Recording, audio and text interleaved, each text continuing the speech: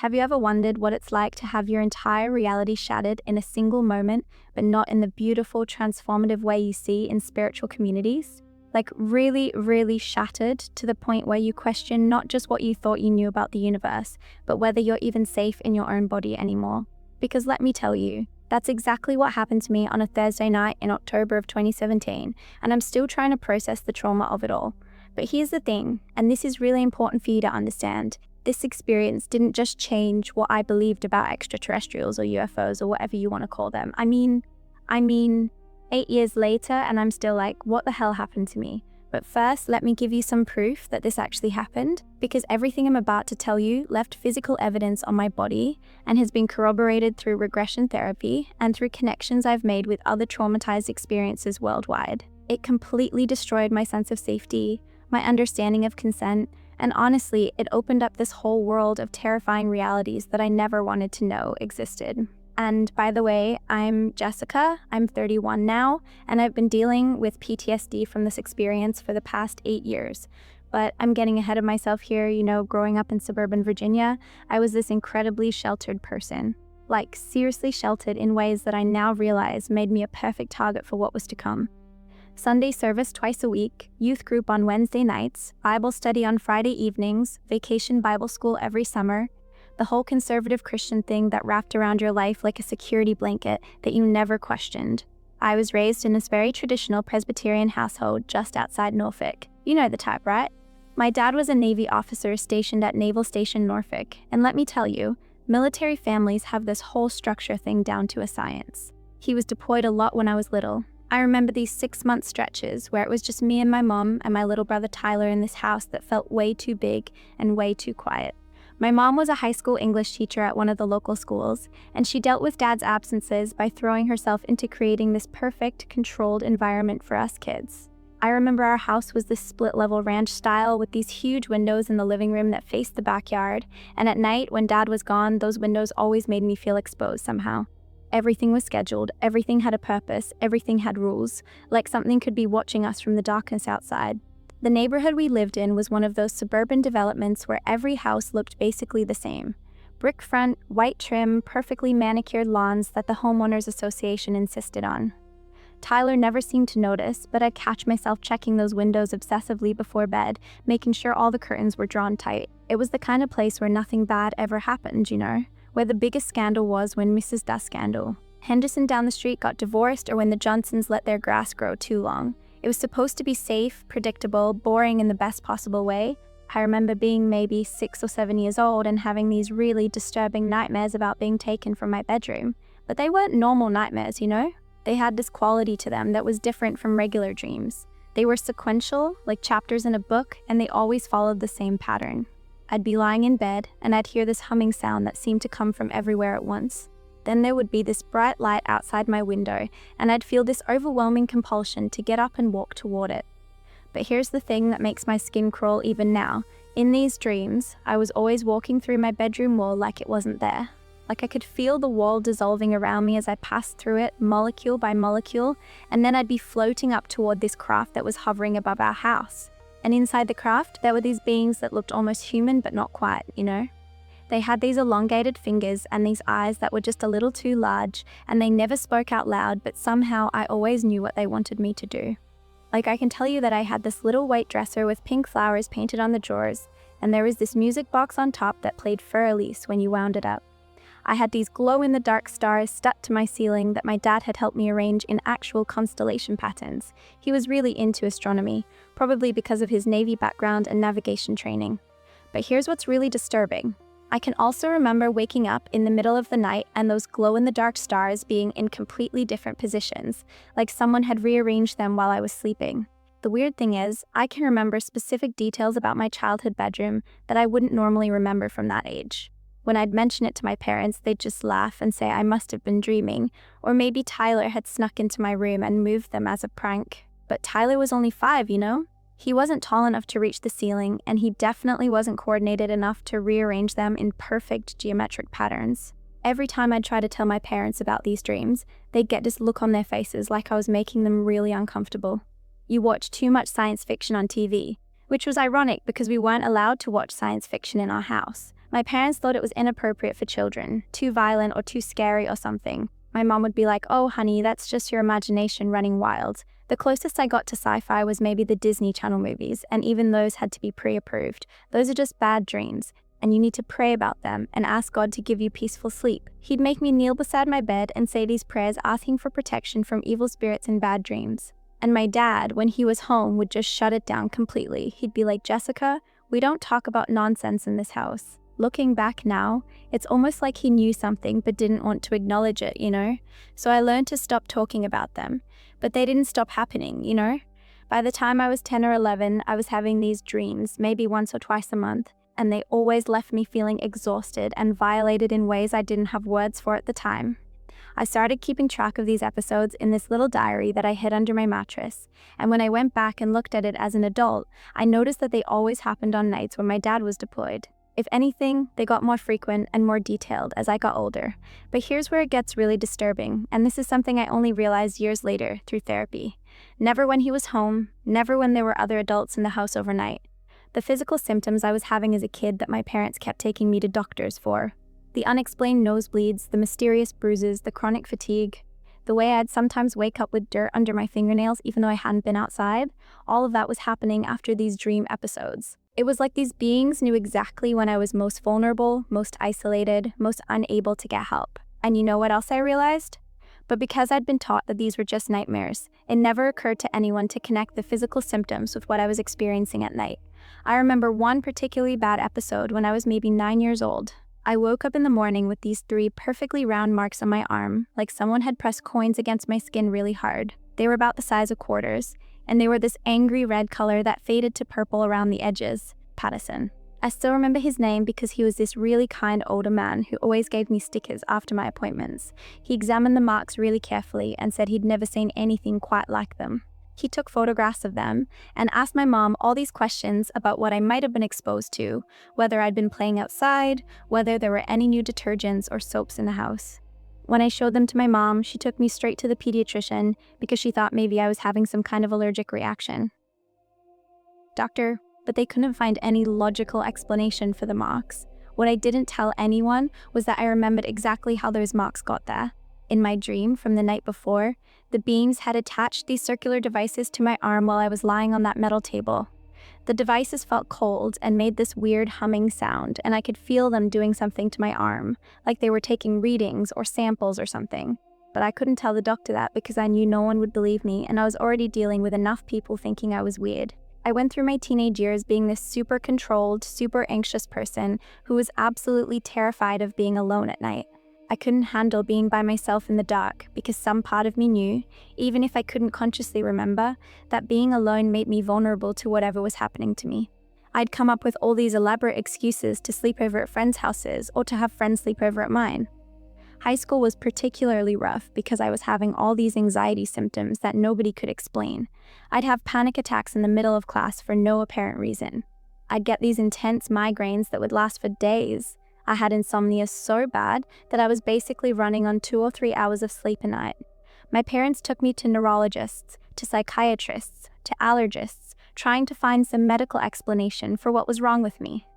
I remember one psychiatrist, Dr. Kim, who suggested that maybe I was having repressed memories of childhood trauma. She wanted to try some kind of memory recovery therapy, but my parents shut that down immediately. They were like, "Jessica hasn't been traumatized. We don't need to go digging around for problems that don't exist."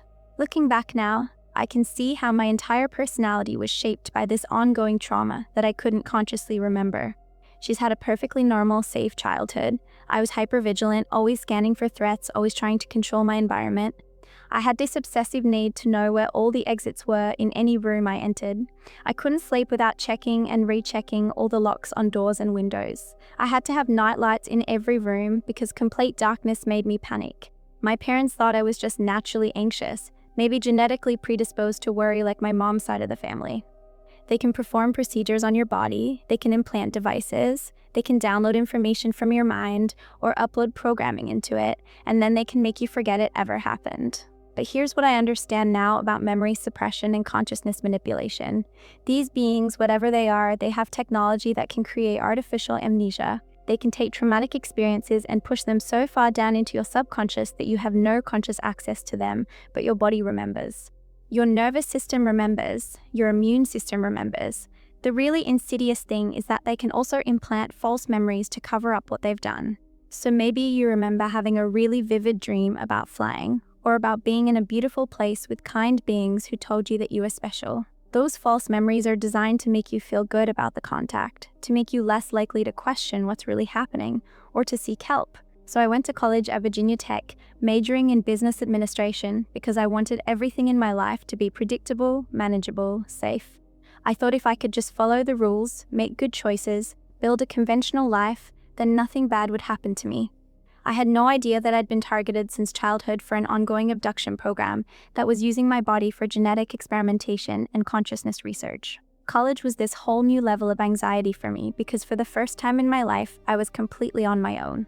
My dorm room was on the 3rd floor of this big brick building, and I insisted on having a room that faced the inner courtyard rather than the street because I couldn't handle the idea of being visible from outside. No parents in the next room, no familiar environment, no established routines to help me feel safe. My roommate freshman year was this girl named Ashley who was from some small town in Western Virginia. She was super outgoing and social, always wanting to go to parties and stay out late, and she could not understand why I was so paranoid about security. I'd lock our door every single night, even though we lived in what was considered a safe dorm. I'd check the windows before bed to make sure they were locked, even though we were 3 stories up. Ashley thought I was just being neurotic, but there were nights when I'd wake up and she'd be gone. She'd sneak out to spend the night with her boyfriend or whatever, and I'd have these intense panic attacks because I was alone. I had this whole elaborate bedtime routine that involved checking every possible entry point to our room. I'd end up calling my mom in tears, begging her to come pick me up, saying I couldn't handle being at college.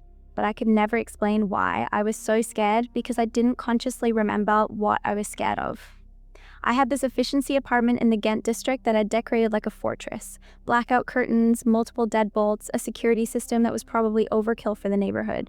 I graduated with honors, got a job at this consulting firm in Norfolk, and I was doing really well for myself professionally. I was dating this nice guy named Mark who worked in IT at the naval base, and on the surface, everything looked normal and successful. Mark was actually really patient with my weird security obsessions, at least at first. He'd come over to my apartment and find me checking all the locks for the 3rd time that evening, and he'd just shake his head and smile like it was this cute quirk. But after we'd been dating for a few months, he started getting frustrated with how controlling I was about when and where we spent time together. Even if we were having a great time, even if things were getting romantic, as soon as it started getting dark, I'd get this overwhelming anxiety and insist on going back to my own apartment. Like I absolutely could not handle staying over at his place overnight. He'd be like, "Jessica, what are you afraid of? We're adults, we're in a committed relationship, why can't you just relax and spend the night?" But I couldn't explain it to him because I didn't understand it myself. All I knew was that I felt safe in my own space, with my own locks and my own security system, and I felt vulnerable anywhere else. Eventually, Mark started taking it personally, like I didn't trust him or I didn't care about him enough to be vulnerable with him. That relationship ended badly, with him accusing me of being cold and distant and unable to connect with people. But underneath, I was falling apart in ways I didn't understand. I was having panic attacks that would come out of nowhere. I'd had these episodes where I'd lose chunks of time. I'd be driving to the grocery store and suddenly find myself in the parking lot of the mall with no memory of how I got there. I'd be sitting at my desk at work, totally fine, and suddenly I'd feel like I couldn't breathe, like something terrible was about to happen. The time gaps were probably the most disturbing symptom because they made me question my own sanity. I'd look at my watch and realize that 3 hours had passed, but I couldn't account for where I'd been or what I'd been doing. Sometimes I'd find receipts in my purse for things I didn't remember buying, or I'd have voicemails on my phone from people I didn't remember calling. I started seeing a therapist in 2016 because I thought maybe I had some kind of anxiety disorder or PTSD from my dad's military deployments or something. But every time we tried to dig into my childhood memories, I'd hit these walls where I just couldn't remember things.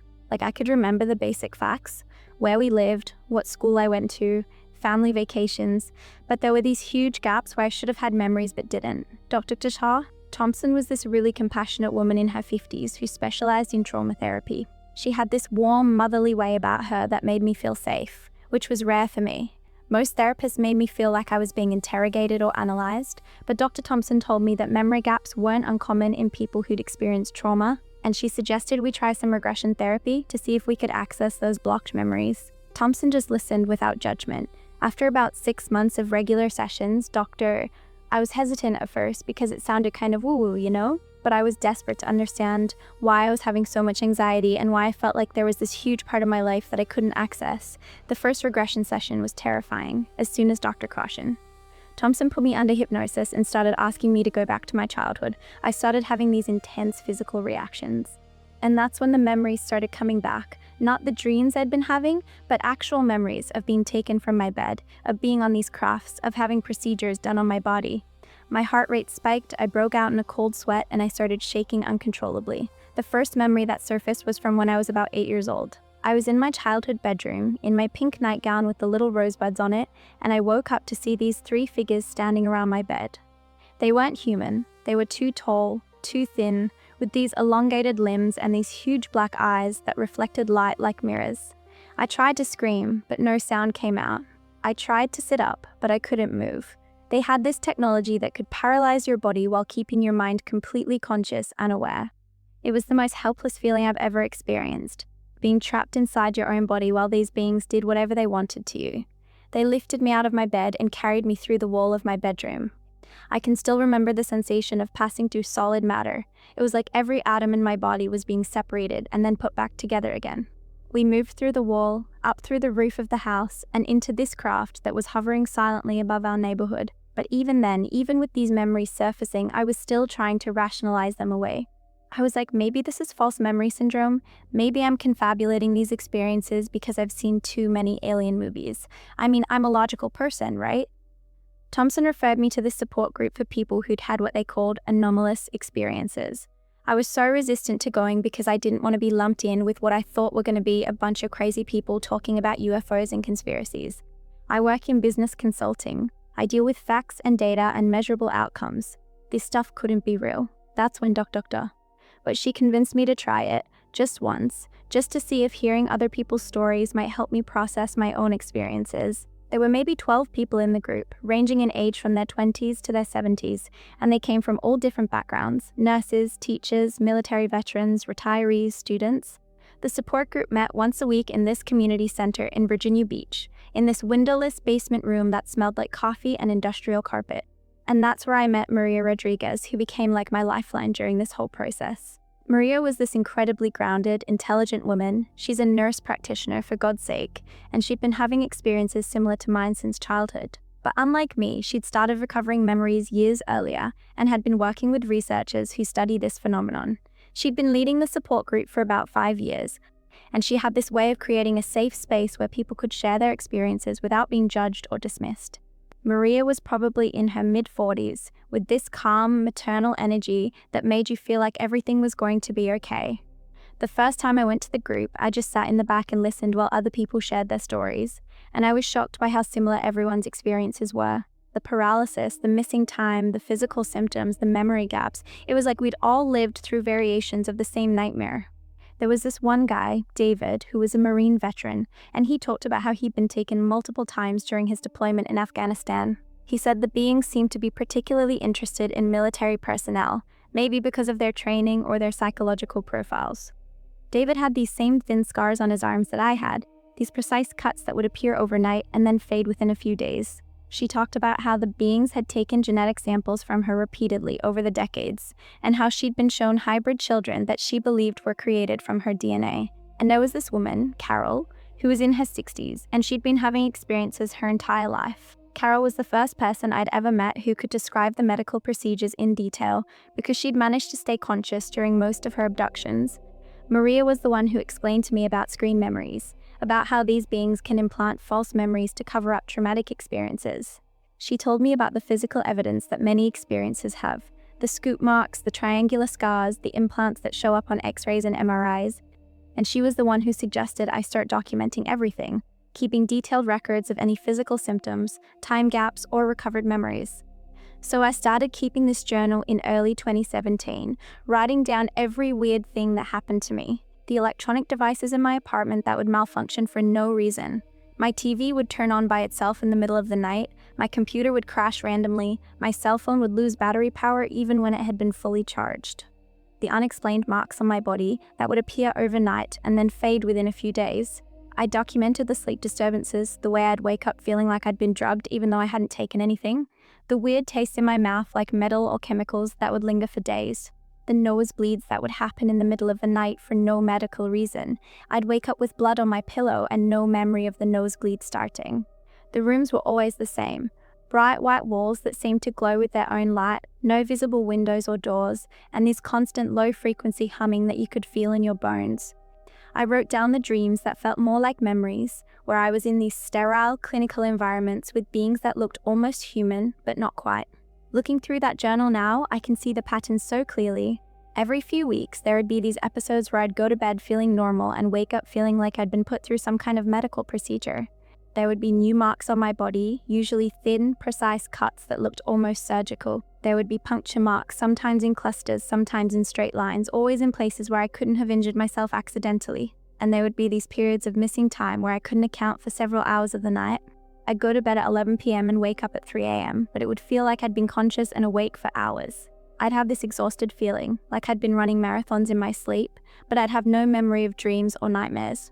But I kept dismissing it, I'd be like, maybe I scratched myself in my sleep, maybe I'm sleepwalking, maybe I have some kind of medical condition that's causing these symptoms. I went to my regular doctor, Dr. Sullivan, and I got blood tests to check for everything: anemia, thyroid problems, autoimmune disorders, vitamin deficiencies. I had MRIs and CT scans to rule out neurological problems. Everything came back normal, which somehow made me feel even crazier because I knew something was happening to me, but I couldn't prove it. Doctor. Sullivan suggested that maybe I was having stress-related symptoms from work, and he prescribed me some mild anti-anxiety medication. But the medication didn't help with the physical symptoms or the missing time. The breaking point came in October of 2017. I was losing weight because I was afraid to eat. I kept having this paranoid feeling that my food was being tampered with, that someone was putting drugs in my water or my coffee to make me more compliant. I'd been having increasingly frequent episodes, and the physical symptoms were getting worse. I wasn't sleeping because I was terrified of what might happen while I was unconscious. I was calling in sick to work more and more frequently because I couldn't concentrate on anything. Couldn't hold conversations with my coworkers without losing track of what we were talking about. I'd lie in bed until 3 or 4 in the morning, fighting to stay awake, and then I'd finally crash from exhaustion. My boss, Jennifer, called me into her office in mid-October and asked me if everything was okay at home. She said I seemed distracted and anxious, and my work performance was starting to suffer. I wanted to tell her what was happening, but how do you explain to your boss that you think you're being abducted by aliens? You can't. October 19th, 2007. I remember the date because it was the night everything changed forever. The night I couldn't suppress the memories anymore. The night the amnesia broke down completely. So I just said I was going through some personal issues and asked if I could take some time off to deal with them. I had been working late at the office, wrapping up this big project for a client, and I was exhausted when I finally got home around 10 p.m. That's my story, that's my truth, and I hope it helps other survivors know they're not alone in their trauma. Because trust me, healing is possible, but it starts with breaking the silence around what's really happening to us,